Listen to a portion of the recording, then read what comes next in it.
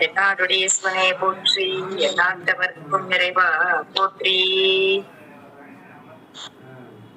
சைவத்தின் மேல் சமயம் வேறில்லை, அதில் சார் சிவமாம். தெய்வத்தின் மேல் தெய்வம் இல்லனும் நான்மறை செம்பொருள் வாய்மை வைத்த சீர்திரு தேவாரமும் திருவாசகமும் உய்வை தரச் செய்த நால்வர் கொன்றால் எம்முயிர் துணையே. பண்டு அறியாமை பிடித்து விட்டேனை விடாது பற்றிக் கொண்டு குணவழி விட்டு திருத்தி என் கோதகற்றி புண்டரிக பதம் தந்தாய்க்கு என்னால் ஒரு போகம் உண்டோ தன் தமிழ் கோமுத்தி முத்தி வஞ்சாக்கிர சத்குருவே. சிற்றம்பலம்.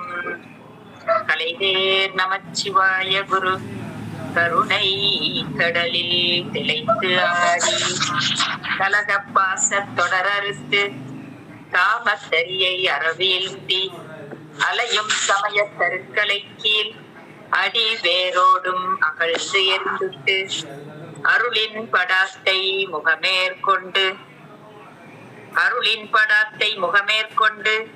ஆதி வேத ஆகமங்கள் என்னும் தொலையா மணிகள் இருமணிக்கும் தொனிக்க சைவ மதம் பொழித்து துங்கமோடு உலகமுற்றும் சுற்றும் வெற்றி வாரணனே.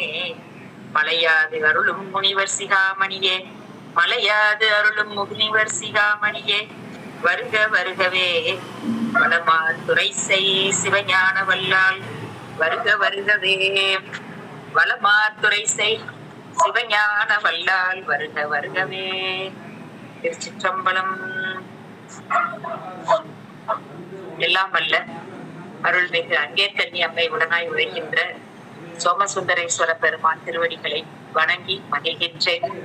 திரு கைலாய பரம்பரை திருவாவடுதுறை ஆதீன குரு மகா சன்னிதானம் அவர்களுடைய பொன்னாரடி கமலங்களை மனமொழிமை ஆகிய முக்கரணங்களால் திசை நோக்கி வணங்கி மகிழ்கின்றேன். நம்முடைய சித்தாந்த சரபம் ஐயா அவர்களுடைய திருவடிகளை முப்போதும் வணங்கி மகிழ்கின்றேன்.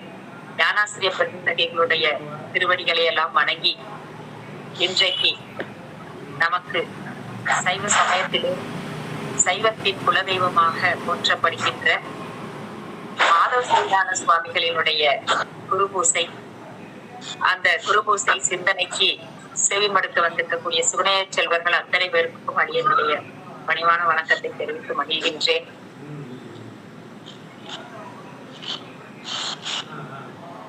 நம்முடைய பரம்பரை என்று பார்த்தோமானால் திரு கைலாய பரம்பரை, அது திருவாவடுதுறை பரம்பரை.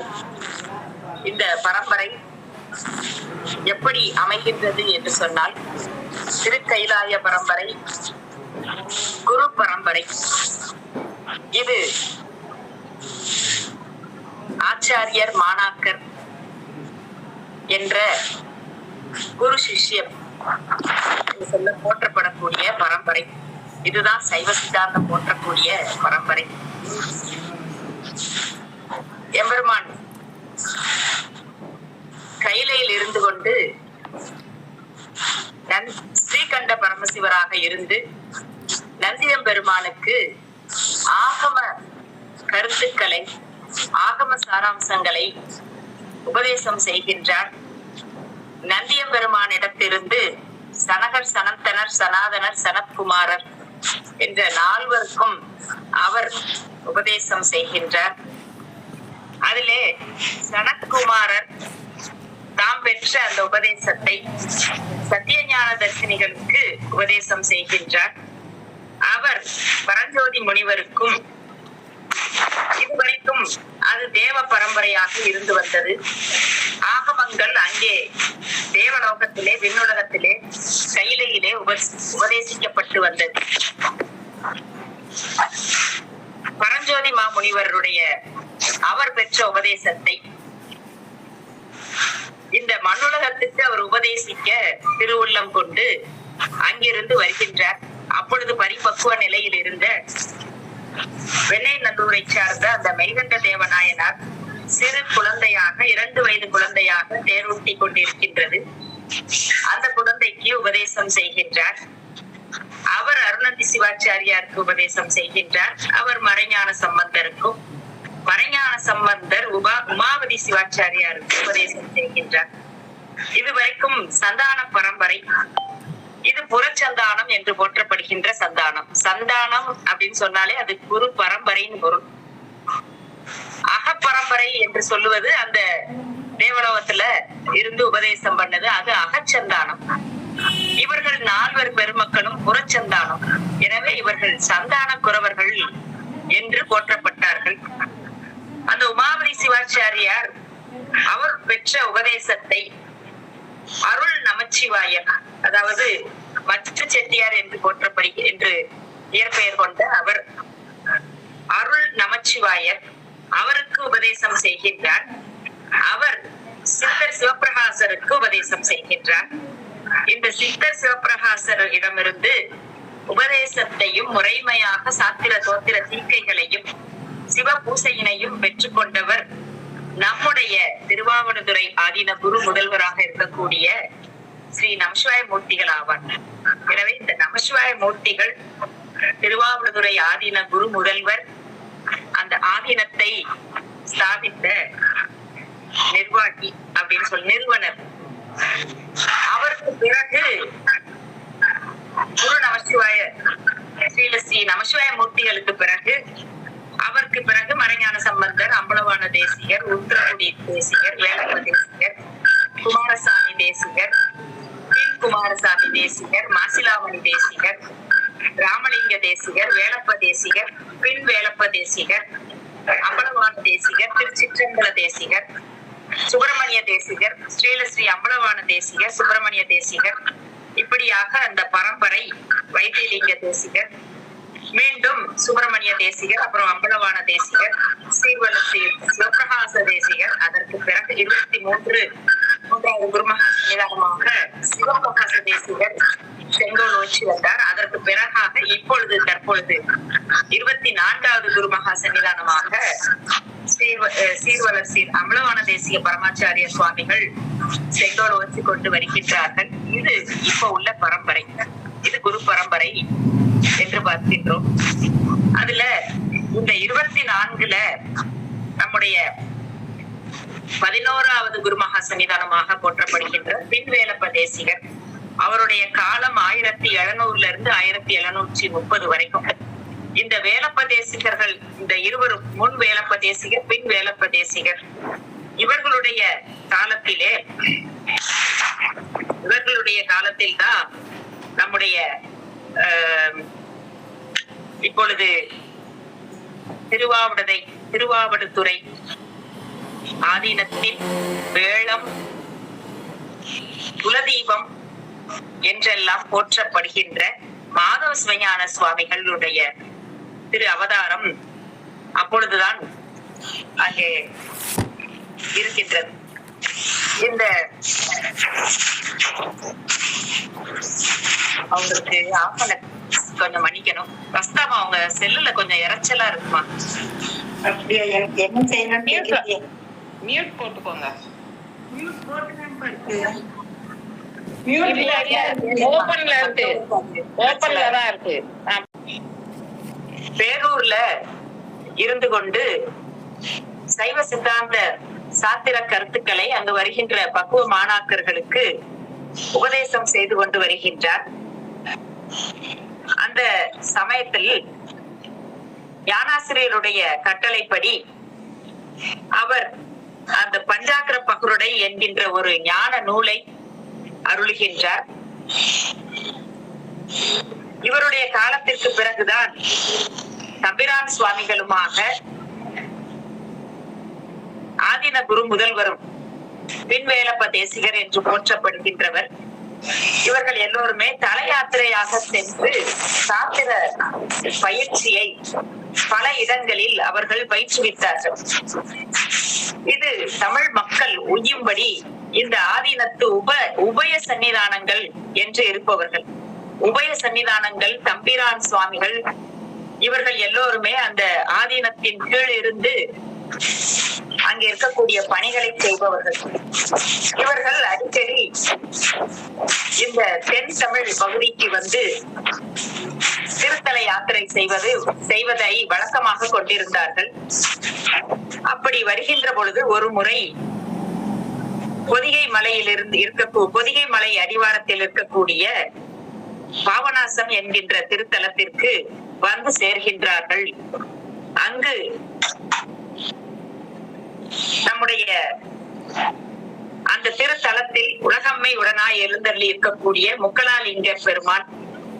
இந்த முக்கலாலிங்கர் என்பது அந்த கலா மரத்தை குறிக்கின்றது. அது தலவிருட்சம். அதன் அடியில் இருக்கக்கூடிய பெருமான். அவருடைய திருவருள்படி, அவருடைய திருவருள் வாய்க்க பெற்ற ஒரு தம்பதியர்கள். அவர் அந்த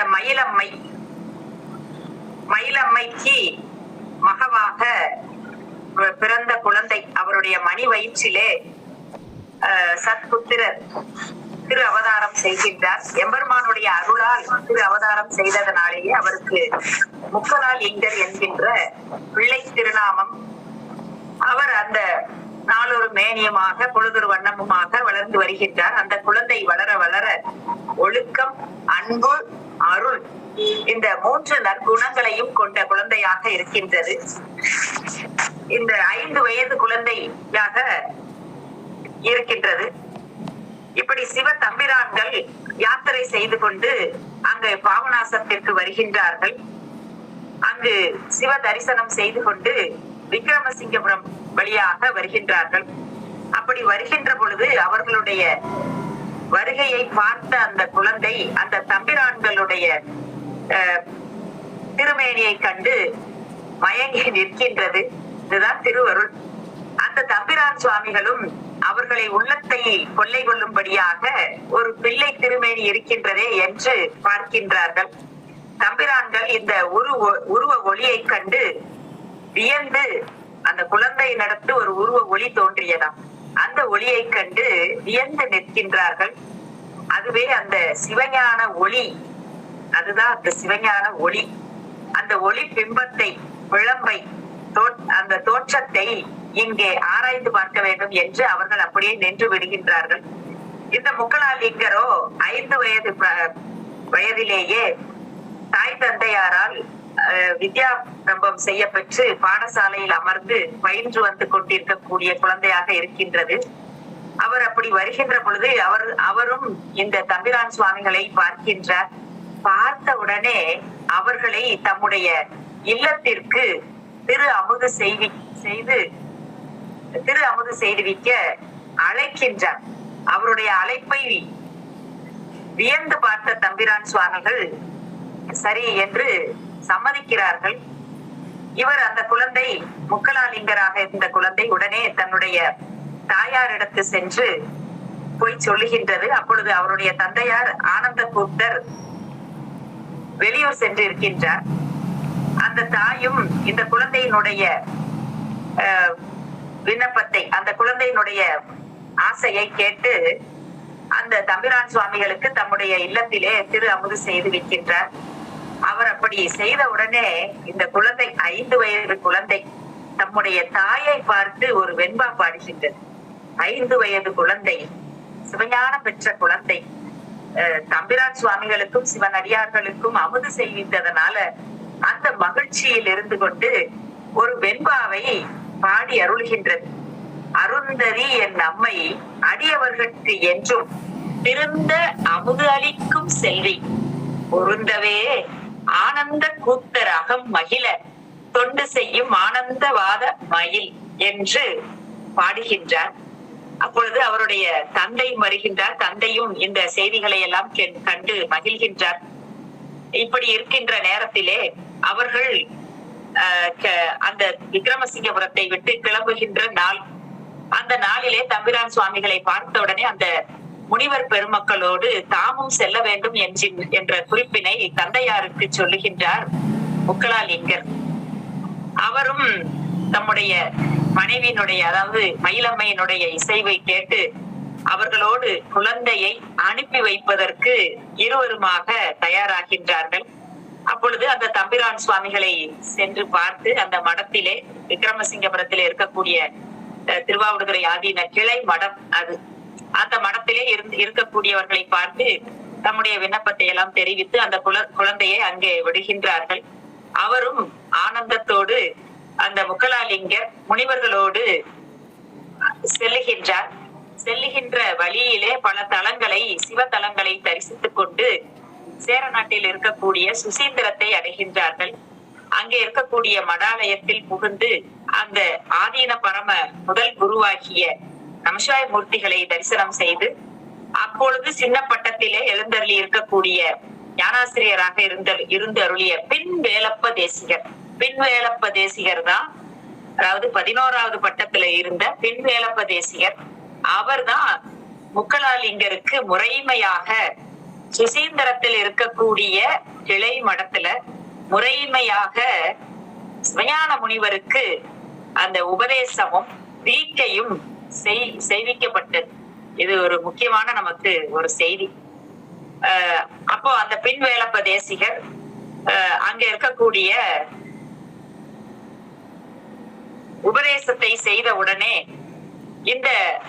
இவ்வாறு இவர் உபதேசம் செய்தார் என்பதற்கான பிரமாணம் எது அப்படின்னா, முக்கலாலிங்கர் ஞான தேசிகரிடத்து சைவ சந்நியாசமும் சிவதீட்சையும் சிவஞான யோகிகள் என்ற தீட்சா நாமமும் பெற்றுக்கொண்டார். மெய்கண்ட சாத்திரங்களையும் கேட்டு அருளினார். இவர் அகத்திய மாமுனிவர் வரத்தினால் அவதரித்து அருளியவர். எனவே எளிதிலேயே வடமொழி கடலும் தென்மொழி கடலும் முற்றும் ஒருங்கே உணர்ந்தவராக திகழ்ந்தார்.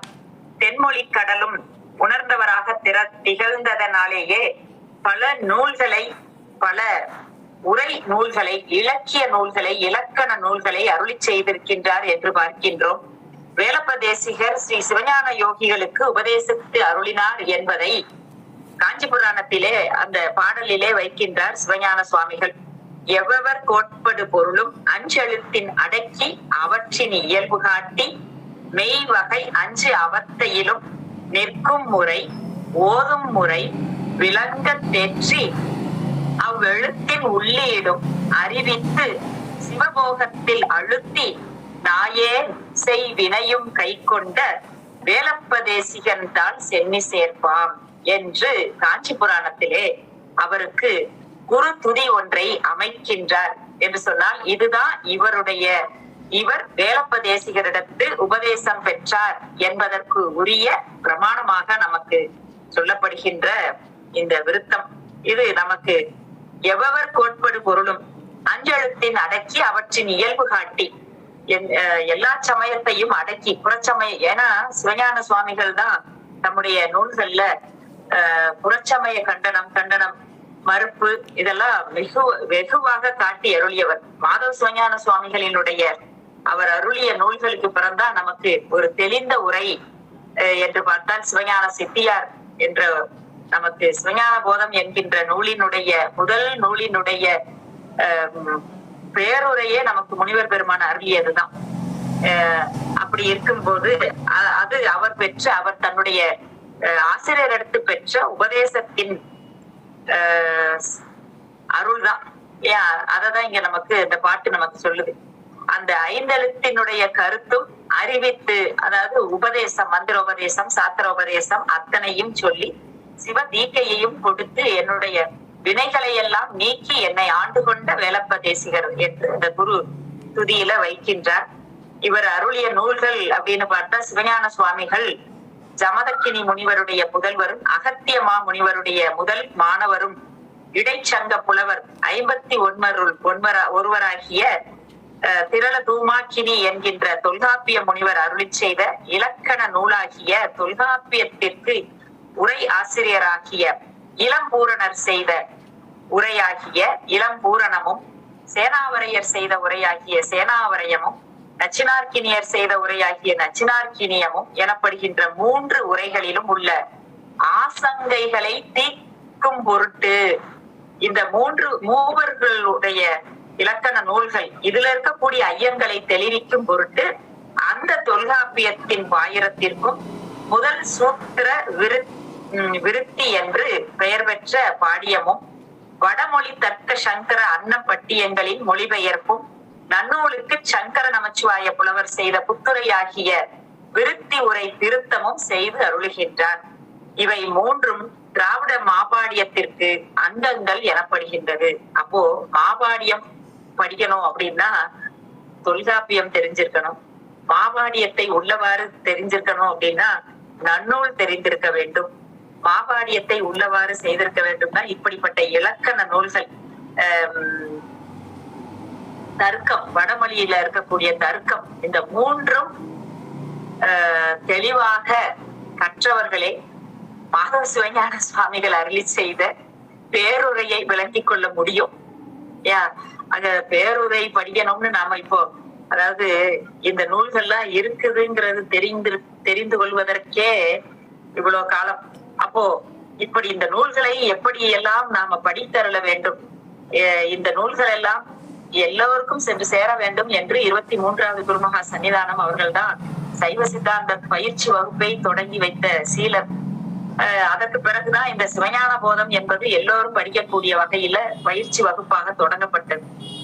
இந்த நூலை கற்றுக்கொள்வதற்கு நமக்கு அதற்கு முன்பாக தொல்காப்பியம், நன்னூல், தருக்கம் இதெல்லாம் தெரிந்து கொள்ள வேண்டும். இதெல்லாம் தெரிந்துதான் பேருரை நமக்கு முனிவர் பெருமான் வழியில நின்று படிக்க முடியும் அப்படின்னு அதை சொல்றார்.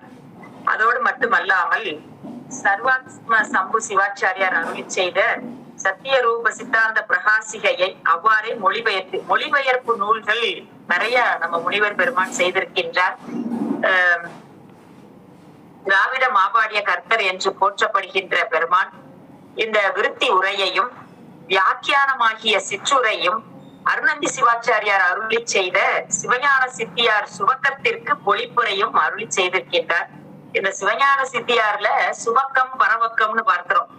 இந்த பரவக்கம் தான் முதலில் செய்யப்பட்டது, அதுக்கப்புறம் தான் சுவக்கம் செய்தார். இந்த சுவக்க உரைக்கு முனிவர் பெருமான் பொழிப்புரை அருளி செய்திருக்கின்றார். அதோடு மட்டுமல்லாமல் காஞ்சி புராணத்தில் முதற்காண்ட மொழிபெயர்ப்பும் அரகத்து சிவாச்சாரியார் அருளி செய்த அந்த வைணவ மத கண்டனம் செய்து சைவ மத ஸ்தாபனம் செய்து பொருட்டு நெற்பிலே பழுக்க காட்சிய இரும்பு முக்காலியிலே எழுந்து அருளி இருந்து சிவபெருமானே பரம்பொருள் என்று 22 ஏதுக்களாலே நாட்டி அருளிய ஸ்லோக பஞ்சகத்தின் மொழிபெயர்ப்பும் அப்பே தீட்சிதர் அருளி செய்த சிவ தத்துவ விவேக மூல ஸ்லோகங்களின் மொழிபெயர்ப்பும் செய்து அருளியிருக்கின்றார் என்று சொன்னால், இவருடைய இந்த மொழிபெயர்ப்பு நூல்களை படிக்கின்ற பொழுதுதான் ஸ்லோக பஞ்சகம், அதுலயும் இந்த முனிவர் சொன்னது போல 21 ஏதுக்களாலும் 22 ஏதுக்கள் கொண்டு 22 ஏதுக்கள், ஏதுன்னா நம்ம காரணம்னு படிச்சிருக்கிறோம், அந்த ஏதுக்கள் கொண்டு சிவபெருமானே முழுமுதற் கடவுள் என்று நிரூபணம் செய்திருக்கின்றார். அதுவும் எப்படி, பழுக்க காட்சிய இரும்பு பலகையில் இருந்து அமர்ந்து கொண்டு. இந்த நிலைமையெல்லாம் நினைத்து பார்க்க வைணவக அந்த மத கண்டனம் செய்து இதை நிரூபணம் செய்திருக்கின்றார். அதோடு மட்டுமல்லாமல் இதெல்லாம் மொழிபெயர்ப்பு நூல்கள். இவருடைய நூல்கள்ல பெரும்பாலும் நாயன்மார்களுடைய சரித்திரத்தை தழுவி பூர்வார்த்தமும் அதற்கு எடுத்துக்காட்டாக திருவள்ளுவ நாயனார் திருக்குறள் உத்தார்த்தமுமாக கொண்டு சோமேசர் முதுமொழி வெண்பா, அது நம்ம அறிந்தது. இதுதான் பிரபந்தங்கள், முனிவருடைய பிரபந்தங்கள் என்று போற்றப்படக்கூடிய நூல்கள். இதுல இந்த பிரபந்தங்கள் என்பது இலக்கிய வகையை சார்ந்த நூல்கள் என்று சொன்னாலும் அதுல முழுக்க முழுக்க முழுக்க திருக்குறளின் சாராம்சத்தையும் நம்முடைய நாயன்மார்கள் உடைய வரலாற்றை சொல்லக்கூடிய பெரிய புராண செய்திகளையும் வைத்து அங்கங்கே முனிவருடைய நூல்கள் என்று சொன்னாலே அது மறுப்பு நிறைய இருக்கும். சைவ சமயத்தை நிலைநிறுத்துவதற்கு இன்றைக்கு ஒரு அற்புதமான நாள் என்ன அப்படின்னா, நம்முடைய மதுரையம்பதியிலே பெரும் திருவிழா நடந்து கொண்டிருக்கின்றது. அதுல இன்றைக்கு 6வது நாளாக சைவ சமய ஸ்தாபித லீலை என்ற அந்த பெருமான் சொக்கநாத பெருமான் அம்மையோடு ரிஷப வாகனத்திலே எழுந்தருளி சைவ சமயத்தை நிரூபித்த அந்த வரலாறையும் சொல்லி அங்க பெருமான் எழுந்தருளி அருள் புரிகின்றார். அந்த அப்படிப்பட்ட நல்ல நாளிலே நாமும் இந்த சைவ சமயத்திற்காக சுத்தாத்வித சைவ சித்தாந்த சமயத்திற்காக பாடுபட்ட நம்முடைய மாதவ சிவஞான சுவாமிகளினுடைய நூல்களை சிந்திப்பதற்கு திருவருள் கூட்டி விட்டதற்கு நம்ம முதல்ல பெருமானுக்கு நன்றிதான் சொல்லணும். அந்த பொருத்தமா அது அமைந்திருக்கின்றது. இவருடைய பிரபந்தங்கள்ல பார்த்தோமே ஆனால் சோமேசர் முதுமொழி வெண்பா, அந்த சோமேசர் முதுமொழி வெண்பா என்பது திருக்குறளிலே சொல்லப்பட்ட 133 அதிகாரங்கள், அந்த அதிகாரங்களுக்கு ஒவ்வொரு பாட்டாக அதை எடுத்துக்கொண்டு அந்த கருத்தோடு நம்முடைய நாயன்மார்களுடைய வரலாற்றினையும் பிற பல செய்திகள், அந்த புராண செய்திகள், இலக்கிய செய்திகள், வரலாற்று செய்திகள், இதையெல்லாம் சேர்த்து ஒரு சோமேசர் முதுமொழி வெண்பா என்கின்ற நூலை அருளி செய்திருக்கின்றார். அது அந்த சோமேசராக திருக்குளத்தூர் தொட்டிக்கலை என்று போற்றப்படுகின்ற சோமேசர், அங்கே சிவகாமி அம்மை உடனாய் சோமேசர் எழுந்தருளி இருக்கக்கூடிய அந்த திருத்தலம், அதற்கு அருகே அந்த குளத்தூர் என்கின்ற திருத்தலம், குளத்தூர் சோமேசர் முதுமொழி வெண்பா என்ற நூலை அருளி செய்திருக்கின்றார். அதோடு மட்டுமல்லாமல் யமக ரூபமான திரு ஏகம்பர் அந்தாதி, திருக்குரூபமான திருமுல்லைவாயில் அந்தாதி, குளத்தூர் 10 அந்தாதி, கலசை 10 அந்தாதி, இலசை 10 அந்தாதி, கச்சி ஆனந்த ருத்ரேசர் பதிகம், அந்த பதிகம் ஒரு 14 பாடல்கள் கொண்டது. அது ஒரு நூல் என்று போற்றப்படுகின்றது. மேலே அந்த கச்சி ஆனந்த ருத்ரேசர் பதிகம்னா ரொம்ப அற்புதமாக எம்பெருமானுடைய பராக்கிரமத்தை அந்த ஒரு பதியத்திலேயே அத்தனையும் காட்டி அருள்வார். ஏகம்பர் ஆனந்த கழிப்பு, செங்கழுநீர் விநாயகர் பிள்ளைத்தமிழ். செங்கழுநீர் விநாயகர் பிள்ளைத்தமிழ் என்பது நம்முடைய விநாயகர் பெருமானுக்காக அமைத்த பிள்ளைத்தமிழ். குளத்தூர் அமுதாம்பிகை பிள்ளைத்தமிழ், செப்பரைப்பதி அகிலாண்டேஸ்வரி பதிகம், என்ற இப்படிப்பட்ட நூல்களை எல்லாம் இதெல்லாம் சேர்ந்து சிவஞான சுவாமிகளினுடைய பிரபந்தங்கள் என்று போற்றப்படுகின்ற நூலாக நமக்கு அமைகின்றது. இதோடு மட்டுமல்லாமல் மார்கழி திருவாதிரை உற்சவத்தில் தேவாரம் முதலிய அருட்பாக்கள் 5 திருக்காப்பிடப்பட்டு திருவம்பாவை என்னும் திருவாசக திருப்பதிகம் ஒன்று மட்டுமே ஆன்மார்த்த பரார்த்த சிவபூசை பண்ணுகின்ற காலங்களில் ஓதப்பெற்று வரும் சம்பிரதாயம் இது நமக்கு அறிந்தது. அதாவது மார்கழி மாதம் அந்த திருவாதிரை நாளை முன்னிட்டு 10 நாட்கள் திருவிழாவாக கொண்டாடுவோம், நம்ம மணிவாசக பெருமானை சிறப்பிக்கும் பொருட்டு. இது நம்முடைய சைவ விழா. இதுல ரொம்ப போற்றப்படக்கூடிய விஷயம் என்னது அப்படின்னா, அந்த உற்சவத்தின் போதும் பூசையின் போதும், ஆன்மார்த்த பரார்த்த பூசையின் பொழுதும் மற்ற தேவாரங்களை எல்லாம் காப்பிட்டு இந்த திருவம்பாவையை பாடுவது வழக்கம். இதெல்லாம் நம்ம முனிவர் பெருமான் பல இடங்கள்ல சொல்லி இருக்கிறார். அந்த சம்பிரதாயத்தில் நித்திய நியம மந்திரமாக திருத்தொண்டர் நாமத்தை ஓதி உய்ய வேண்டும். இது ஒரு புதிய செய்தி.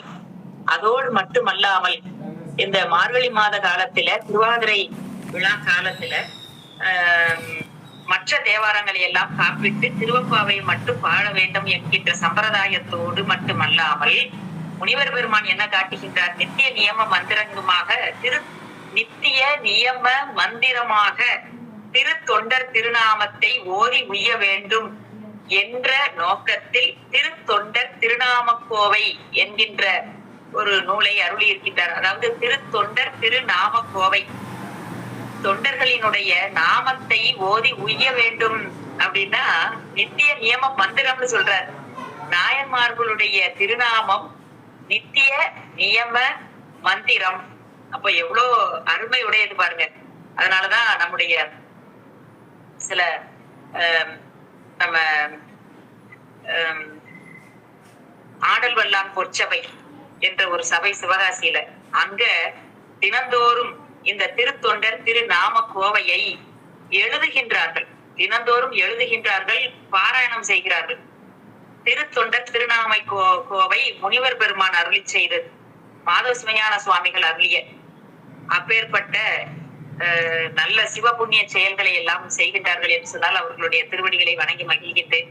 சரி, திருத்தொண்டர் திருநாம கோவை ஆதி பரமாச்சாரியராகிய நமச்சிவாய மூர்த்திகள் மீது நமசிவாய மூர்த்தி மாலை என்கின்ற பிரபந்தத்தையும் அருளி செய்திருக்கின்றார்.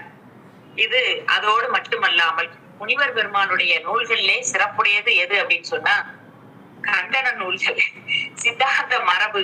அந்த மரபு அட்டவணை என பெயர் பெற்ற திருவாவூர்துறை ஆதீன சம்பிரதாய கட்டளையையும் தருமபுர ஆதீனத்தார் மறுத்து எழுதியதற்கு மறுப்பின் மறுப்பு என்று ஒரு நூலையும் செய்து அருளியிருக்கின்றார். சித்தாந்த மரபு கண்டன செய்திகள்.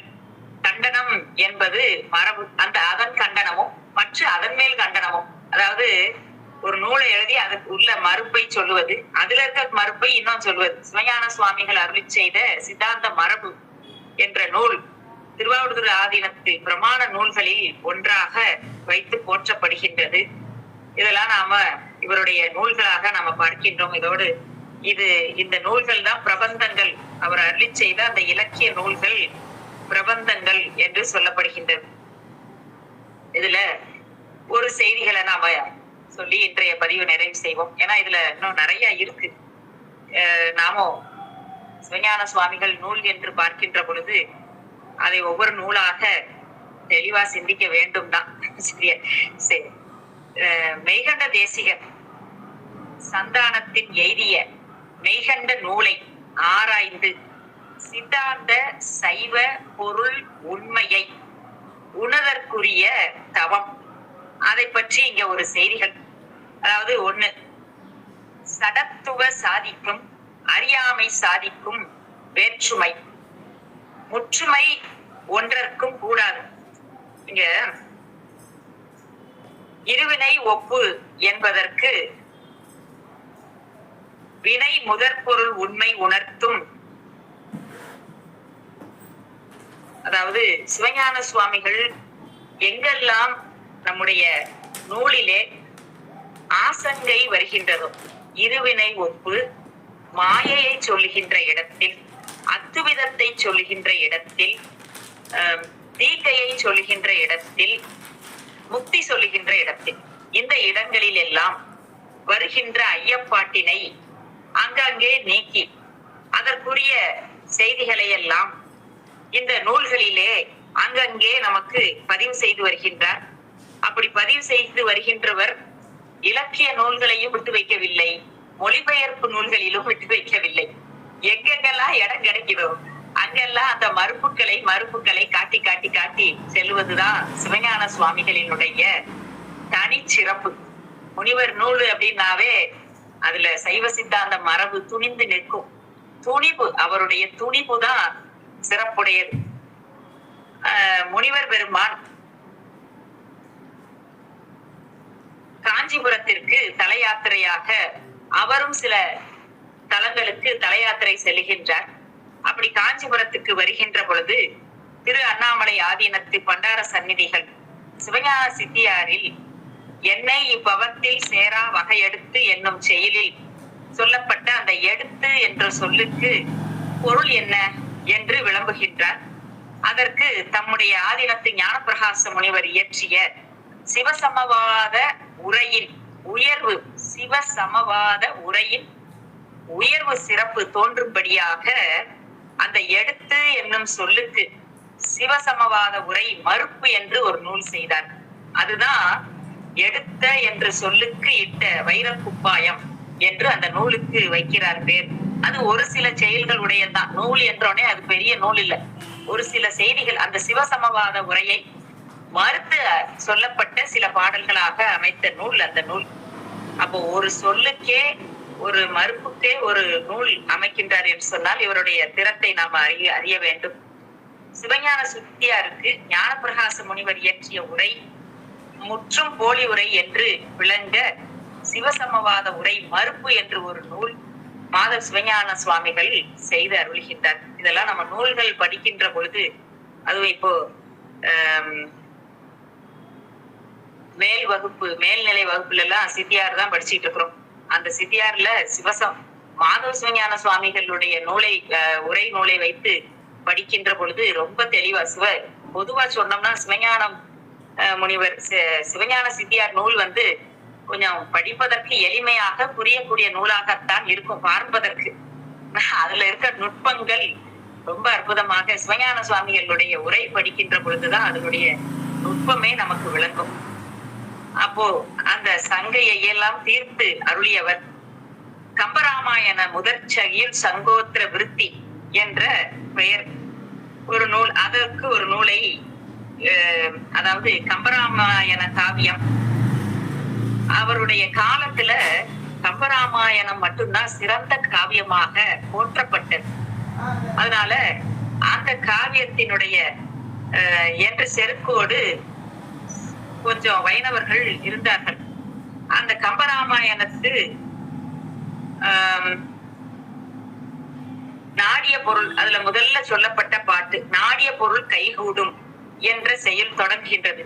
அந்த நாடிய பொருள் கைகூடும் என்கின்ற வாக்கியத்தை வைத்துக் கொண்டே அதை மறுப்பார். அந்த வைணவர்களினுடைய கருத்தை அதுல மறுத்து சொல்வார்.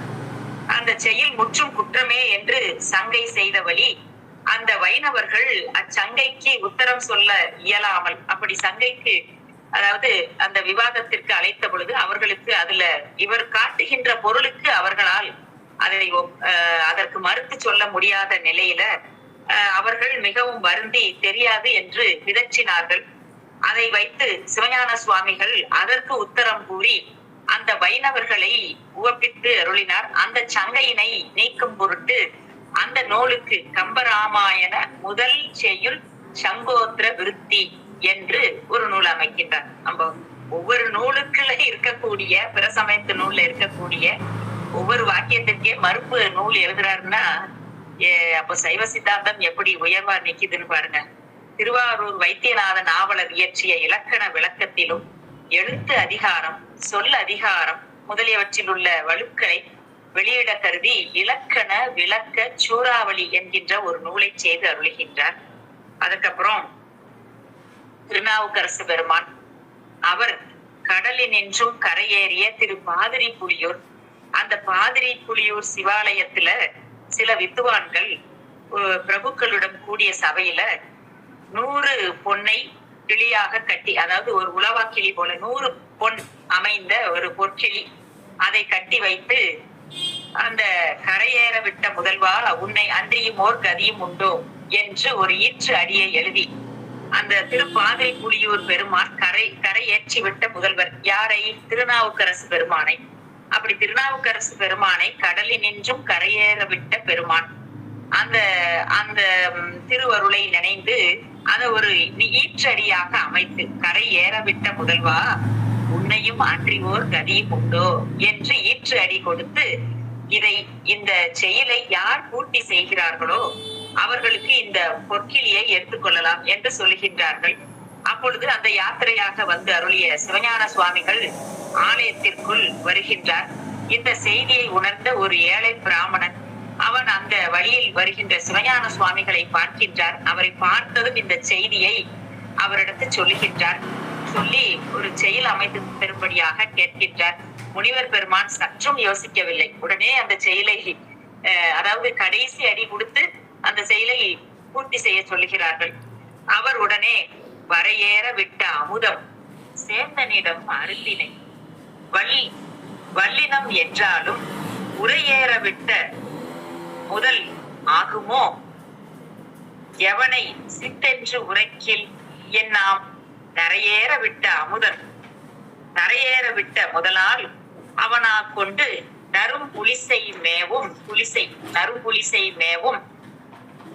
கரையேற விட்ட முதல்வா உன்னையும் அன்றியோர் கதியும் உண்டோ என்று அந்த செயலை பூர்த்தி செய்து கொடுக்கின்றார். அவரும் அதை கொடுத்து அந்த பொற்கிளியை பெற்று மகிழ்கின்றார் அந்த ஏழை பிராமணரும். இப்படியாக பல செய்திகள் இவருடைய வரலாற்றில் நாம் பார்க்கின்றோம். உலோக உபகாரமாக பல உரைகளையும் உலக உபகாரமாக உலகத்திற்கு உலக மக்களுக்கு உபகாரமாக பல உரைகளையும் பல நூல்களையும் பல கண்டனங்களையும் செய்து பல மாணாக்கர்களுக்கு போதித்து வடமொழியிலும் தென்மொழியிலும் அபிவிருத்தி செய்து தவமே திருவுரு கொண்டார் போல் விளங்கி சிவப்பேற்றிற்கு காரணமாகிய நெட்டையில் வீற்றிருந்த அருளிய திராவிட மாபாடிய கர்த்தராகிய சிவஞான சுவாமிகள் திருவாவடுதுறையிலே சித்திரை மாதம் ஆயில்ய நட்சத்திரத்தின் அன்று பரிபூரணம் அடைந்து அருளினார். மாதவ சிவஞான சுவாமிகள் சித்திரை ஆயில்யம் அன்று பரிபூரணம் அடைகின்றார் என்று நாம் பார்க்கின்றோம். மாதவ சிவஞான சுவாமிகளினுடைய துறவு உண்மை துறவு. அதனாலதான் அவருடைய பாடல்ல கருணை பொழி திருமுகத்தில் திருநீற்று நுதலும் கண்டாரை வசப்படுத்த கனிந்தவாய் அழகும் பெருமைதரு துறவோடு. இவருடைய தவம் துறவு பெருமை கொண்டதாம். இவரை வைத்து அந்த துறவு பெருமை கொண்டது என்று சொல்வார். பெருமை தரும் துறவோடு பொறையுள்ளத்தில் பொறுத்தே விஞ்ஞகனார் மலர்த்தார்கள் பிரியாத மனமும் அறிவினர்கள் அகலாத ஞானமே வடிவம் வளர்த்துறை செய் சிவஞான மாமுனிவன் மலர்த்தால் ஒரு பொழுதும் நீங்காமல் எனது உள்ளத்தில் சிரத்தில் ஓதிடும் நாவினில் என்று முன்னி வைத்தே உரைப்பான் என்று அவருடைய மாணாக்கர் அவருக்கு துதி செய்கின்றார். அந்த துதியிலே முழு சித்தாந்த கருத்தும் அமைந்திருக்கும். முதல்ல பாத்தீங்கன்னா வாக்கு மனம் காயம் இந்த மூன்றினால் பெருமானை வழிபாடு செய்கின்ற தன்மை.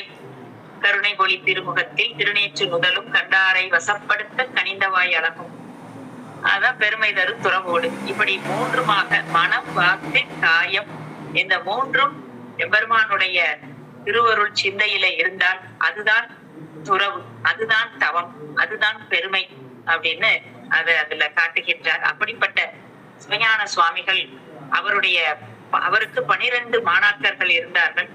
அந்த 12 மாணாக்கர்கள் இலக்கணம் சிதம்பரநாத முனிவர், கவிராட்சச கச்சியப்ப முனிவர், மதுரகவி தொட்டிக்கலை சுப்பிரமணிய முனிவர், காஞ்சிபுரம் சரவணபத்தர், ராமநாதபுரம் சோமசுந்தரம் பிள்ளை, காஞ்சிபுரம் சிதம்பர முனிவர்.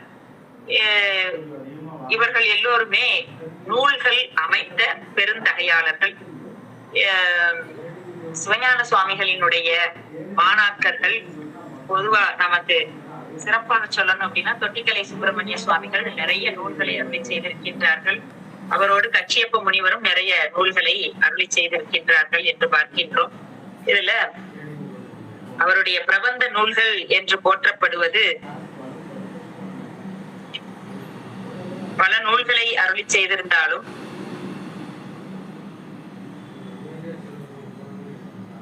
மொழிபெயர்ப்பு நூலாக இருக்கக்கூடிய நூல்கள் சிவ தத்துவ விவேகம், சோமேசர் முதுமொழி வெண்பா, அதுக்கப்புறம் தமிழ் நூல்கள் சோமேசர் முதுமொழி வெண்பா, குளத்தூர் 10 அந்தாதி, இலசை 10 அந்தாதி, கலசை 10 அந்தாதி, கச்சி ஆனந்த ருத்ரேசர் பதிகம், திரு ஏகம்பர் ஆனந்த கழிப்பு, செங்கழுநீர் விநாயகர் பிள்ளைத்தமிழ், அமுதாம்பிகை பிள்ளைத்தமிழ், செப்பரை பரி அகிலாண்டேஸ்வரி பதிகம், திரு ஏகம்பர் அந்தாதி, முல்லைவாயில் அந்தாதி, திருத்தொண்டர் திருநாம கோவை, பஞ்சாக்கர தேசிகர் அருளிய பஞ்சாக்கர தேசிகர் மாலை.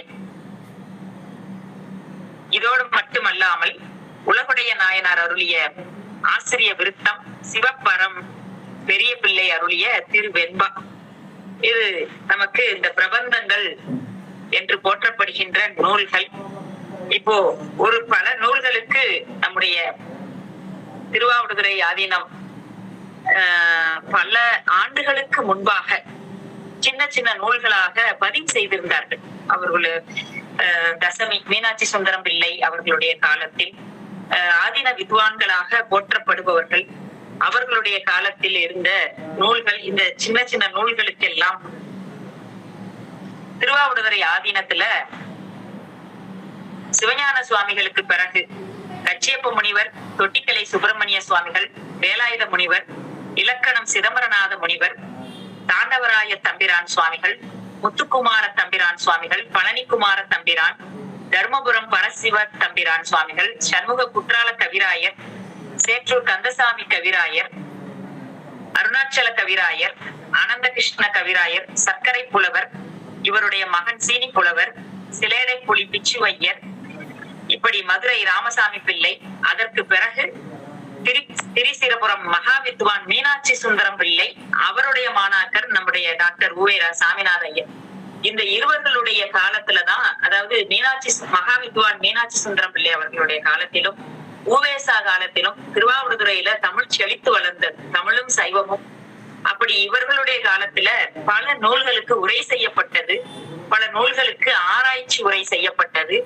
அதற்கு பிறகு இவர்களுடைய மாணாக்கர்களாக பொன் ஓதுவா மூர்த்திகள், சிதம்பரநாத லிங்கம் பிள்ளை, தசமி என்று போற்றப்படுகின்ற மீனாட்சி சுந்தரம் பிள்ளை, மகா வித்வான் தண்டபாணி தேசிகர், நாகர்கோவில் ஆறுமுகம் பிள்ளை, ஸ்ரீ சீனிவாச்சாரியார் இவர்களுடைய காலத்துலதான் திருமுறைகளுக்கும் சாத்திர நூல்களுக்கும் பல நூல்களுக்கு உரை செய்யப்பட்டது. இவர்கள் தான் அதாவது மகாவித்வான் மீனாட்சி சுந்தரம் பிள்ளை ஊவேசாவுக்கு பிறகு உள்ளவர்கள் தான் சிவஞான சுவாமிகளுடைய பிரபந்தங்களை எல்லாம் ஆராய்ந்து சின்ன சின்ன உரையாக அதாவது பிரபந்த திரட்டு என்று மொத்தமாக எழுதாமல் ஒவ்வொரு நூலுக்குமாக உரை எழுதி வெளியிட்டார்கள். மாதவ சிவஞான சுவாமிகளினுடைய குருபூசை தினத்தன்று ஒவ்வொரு நூலாக வெளியிட்டு அருளினார்கள். அதோடு மட்டுமல்லாமல் சிவஞான சுவாமிகளினுடைய வரலாற்றினை ஒரு நூலாக எழுதி வெளியிட்டார்கள். சிவஞான சுவாமிகளுடைய வரலாற்றையே செயல் நடையாக நூலாக வெளியிட்டு அருளினார்கள். அதற்கு பிறகு அவர்கள் அவர்களுடைய மாணாக்கர்கள் அருளி செய்த தொட்டிக்கலை சுப்பிரமணிய சுவாமி அவர்கள் போன்ற மாணாக்கர்கள் 12 மாணாக்கர்கள்ல அருளி செய்த நூல்களை எல்லாம் சேர்த்து சிவஞான சுவாமிகளினுடைய பிரபந்தம் என்று அந்த ஒரு நூலையும், அதுல சிவஞான சுவாமிகளுக்கு என்று பிள்ளைத்தமிழ், அவருக்கு என்று இரட்டை மணிமாலை என்றெல்லாம் இருக்கும். சுவாமிக்கு செய்வது போல தன்னுடைய குருநாதருக்கு அவர்கள் செய்து அருளினார்கள். அந்த நூலும் பிரபந்தமாக வெளியிடப்பட்டது.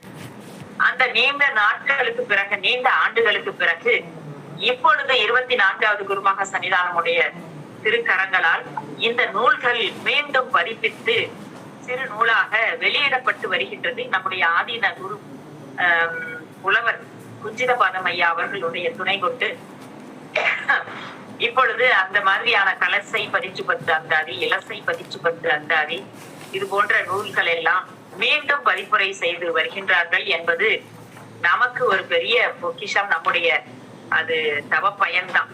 ஏனென்றால் முனிவருடைய நூல்களை எல்லாம் உரையின்றி தெரிந்து கொள்வது கடினம். எனவே இவர்கள் நம்முடைய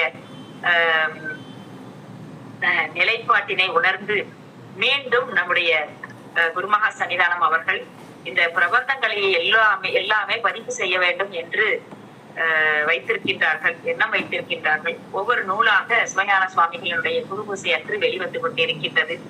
இப்பொழுது நாம முனிவருடைய நூல்கள் இது இருக்குதுங்கிறதான் பார்த்திருக்கிறோம். இனி ஒவ்வொரு நூலாக நாம் பார்த்தோமே ஆனால், பொதுவா இந்த சிவப்பிரகாசத்தை படிக்கின்ற பொழுது சிவ தத்துவ விவேகம், முனிவர் பெருமான் அருளி செய்த சிவ தத்துவ விவேகம் அதையும் சேர்த்து வைத்து படிக்கிறதா மரபு. ஏன்னா முழுக்க சிவப்பிரகாசத்தை தான் அங்க அடிப்படையாக வைத்து அங்க சொல்லப்பட்ட மறுப்புகளை எல்லாம் இங்க விளக்கி காட்டுவார். இப்படி ஒவ்வொரு நூலும் நமக்கு எதோட தொடர்ந்து படிக்கணும், எதோட கனெக்ட் பண்ணி படிக்கணுங்கிறது நாம தெரிந்து கொள்ள வேண்டும். இன்னும் சிறப்பா சொல்லணும் அப்படின்னா, பேருரை படிக்கின்ற பொழுது, மாபாடியத்தை படிக்கின்ற பொழுது முனிவர் பெருமான் தான் ஞானாமிர்தத்துல இருக்கக்கூடிய 16 பாடல்களை அங்க மேற்கோளாக காட்டுறாரு. அதாவது முனிவர் பெருமான் பேருரை அமைக்கின்ற பொழுது சிவப்பிரகாசம், சித்தியார், திருவருட்பயன், பெரிய புராணம் இதெல்லாம் அங்கங்கே மேற்கோள் காட்டி செல்வார். அதுல தலைமையாக நூலாக இருக்கக்கூடிய ஞானாமிர்தத்தினுடைய சொல்லப்பட்ட செய்திகளை இங்க கொண்டு வந்து காட்டுவது சிறப்பா அமைந்திருக்கும். அதை நம்ம அந்த இடத்துல பொருத்தி பார்த்து நம்ம படிக்கின்ற பொழுது அது உண்மையிலே நமக்கு மிகவும் வியப்பை தரும், ஒரு மகிழ்ச்சியை தரும் என்று சொல்லி இந்த அளவிலே அடியே நிறைவு செய்கின்றேன். இப்ப நூல்கள் தான் பார்த்திருக்கிறோம். இன்னொரு பதிவுல ஒவ்வொரு நூல்களிலும் பிரபந்தம் அப்படின்னு சொன்னா அந்த அவர் அருளி செய்த இலக்கிய நூல்கள், அந்த இலக்கிய நூல்கள்ல ஒவ்வொன்றிலும் எப்படி சுவாமி அமைத்திருக்கின்றார் என்பதை மற்றொரு பதிவுல நாம சிந்திப்போம். அப்படி பார்த்தால்தான் இந்த நூல்களை எல்லாம் நாம் படிக்க வேண்டும் என்கின்ற ஆர்வம் மேலோங்கும். ஏன்னா நூல் அப்படின்னு சொல்லிட்டு போயிட்டோம்னா சரி இத்தனை நூல்கள் அருளியிருக்கிறார் அப்படின்னு போயிடும். ஆனா அந்த நல்லூர் சரவணன் என்கின்றவர் மாதவ சிவஞான சுவாமிகளினுடைய நூல் திரட்டு அப்படின்னு 2 பகுதிகளாக 2 பாகங்களாக வெளியிட்டு அருளியிருக்கின்றார். அந்த நூல் முழுமையாக மூலம் மட்டும் அந்த நூல் இப்போ கிடைக்கின்றது. உரையோடு வேண்டும் என்று சொன்னால் நம்முடைய ஆதீனத்துலதான் இப்போ ஒவ்வொரு நூலாக வெளியிட்டு வருகின்றார்கள். அந்த அளவிலே குருமகா சன்னிதானம் அவர்களுடைய திருவடிகளுக்கு நன்றியையும் மகிழ்ச்சியையும் தெரிவித்து நாம இன்றைக்கு இந்த பதிவோட நிறைவு செய்து மற்றொரு பதிவிலே 1 மணி நேரம் எடுத்துக்கொண்டு இந்த பிரபந்த நூல்கள் ஒவ்வொரு நூலிலும் என்ன சொல்லப்பட்டு இருக்கின்றது என்பதை ஒரு சிறு முன்னோட்டமாக பார்த்து கொண்டோமேயானால் அவருடைய நூலை படிக்கின்ற ஆர்வம் மிகும் என்று சொல்லி நல்லதொரு வாய்ப்பிற்கு மெய்கண்டார் அருள்மணி மன்றத்திற்கு நன்றி பாராட்டி அடியார் பெருமக்களுடைய திருவடிகளை வணங்கி மகிழ்கின்றேன். திருச்சிற்றம்பலம். வான்முகில் வளாது பெய்க மலிவளம் சுரக்க, மன்னன் கோன்முறை அரசு செய்க, குறைவில்லாத உயிர்கள் வாழ்க.